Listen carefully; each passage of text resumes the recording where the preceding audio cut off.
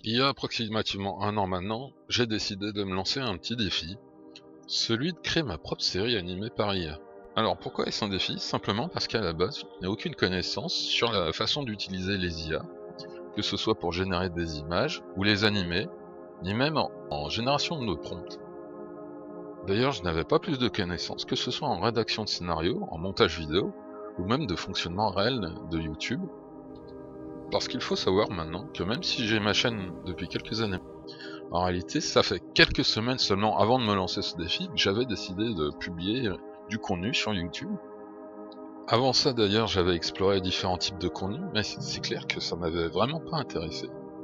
Du coup je me suis lancé ce défi après avoir regardé une vidéo d'un YouTuber qui disait avoir créé un film grâce à l'IA.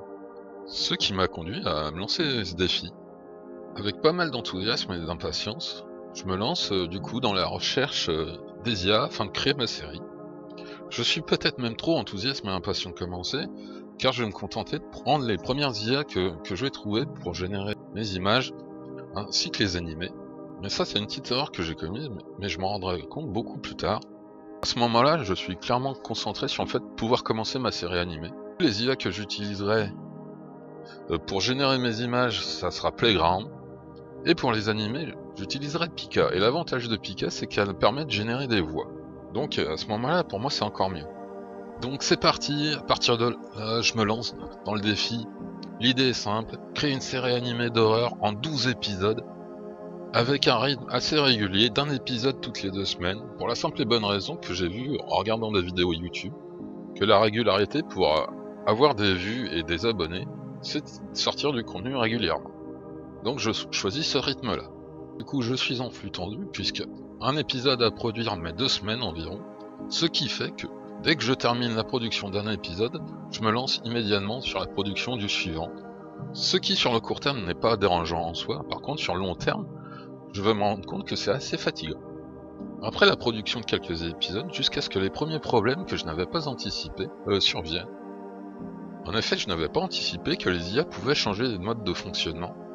La première IA à changer de mode de fonctionnement, c'est Pika, qui avait dans un premier temps limité la possibilité de produire des voix, avant, quelques temps plus tard, de la stopper définitivement. Du coup, j'en cherche une nouvelle pour remplacer Pika au niveau des voix, et je trouve Eleven Labs. Alors c'est un mal pour un bien, puisque Eleven Labs reste plus qualitatif que Pika dans la génération des voix, et avec une bibliothèque de voix beaucoup plus intéressante. Mais voilà, quelques temps plus tard, ça continue, puisque Pika, cette fois, arrête sa fonctionnalité d'animer les images. Juste à la fin de la production de mon épisode 8, du coup je me lance à la recherche d'une nouvelle IA pour animer les images, et je trouve finalement Luna Dreams Machine, une IA beaucoup plus performante que Pika sur le point de vue de l'animation, mais aussi beaucoup plus longue à produire, pour animer les images, et attribuant beaucoup moins de crédit. À ce moment-là, avec pas mal de frustration, je comprends donc que la série, en tout cas la première saison de la série, va s'arrêter à 8 épisodes au lieu de 12. L'épisode 9 ne verra donc pas le jour, en tout cas pas dans la saison 1, même si les images de l'épisode 9 avaient été générées. Et pour ajouter un petit peu à la frustration, Playground, cette fois-ci, décide à son tour de limiter la possibilité de génération. Alors qu'avant elle proposait 50 crédits par jour, elle n'en propose plus que 10, ce qui allonge la durée de production des épisodes. Tout ça jusqu'à ce que YouTube décide d'arrêter de donner des impressions à mes vidéos, qu'elles soient longues ou qu'elles soient courtes. Quoi qu'il en soit, un peu fatigué de cette période assez intense en termes de création de contenu, et toutes les difficultés que ça a représenté, je décide un peu de changer d'air, en tout cas pendant un temps. Quelques temps plus tard, et le temps de respirer, je prévoyais quand même la production d'une deuxième saison, et en attendant je trouve 2 nouveaux concepts.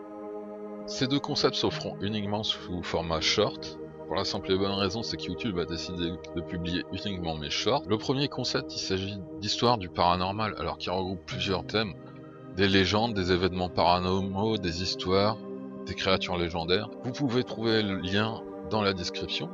N'hésitez pas à cliquer dessus, à aller voir les différents shorts, à mettre des pouces et à vous abonner si c'est pas déjà fait. Ça permet de soutenir la chaîne, et ça fait plaisir. Et le deuxième concept, il s'agit de shorts, de mini-séries, appelées les petites histoires d'horreur. Première petite série, il s'agit de La Nuit Sanglante, que j'ai commencé au mois de novembre sous format 4 shorts, donc n'hésitez pas à aller la voir. Le lien est aussi dans la description. Dans le même temps, la motivation retrouvée, je décide de me lancer dans l'écriture des épisodes de la saison 2. Mais cette fois j'y vais un peu plus intelligemment et je m'arme de plusieurs IA, que ce soit pour générer les images ou pour les animer. Pour ceux qui se demanderaient pourquoi plusieurs IA, et bien tout simplement parce que j'ai remarqué une chose, certaines IA sont capables de faire ce que d'autres ne sont pas capables de faire. Du coup, si vous voyez des différences de qualité dans les prochains épisodes de la saison 2, c'est certainement que j'aurai utilisé une autre IA entre différentes images. Mais j'ai quand même des IA principales, à savoir Leonardo pour générer les images, et pour les animer j'utiliserai Helio. Et en cherchant également, je trouverai une IA permettant la synchronisation labiale, qui s'appelle Edra. Armé de toutes ces IA, je me lance dans la production de la saison 2, qui est en cours de production, puisque le temps de production est beaucoup plus long, et je n'ai pas envie non plus de me précipiter comme pour la première saison. Donc actuellement, les épisodes sont en cours de production pour certains, d'autres en phase d'écriture.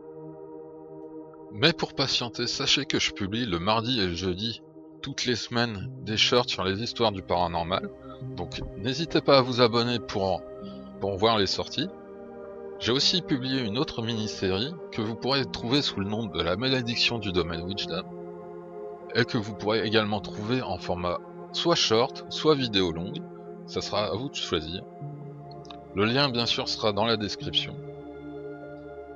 En conclusion, après quasiment un an à utiliser l'IA maintenant pour générer divers épisodes animés grâce à celle-ci, je dois dire que j'ai appris pas mal depuis.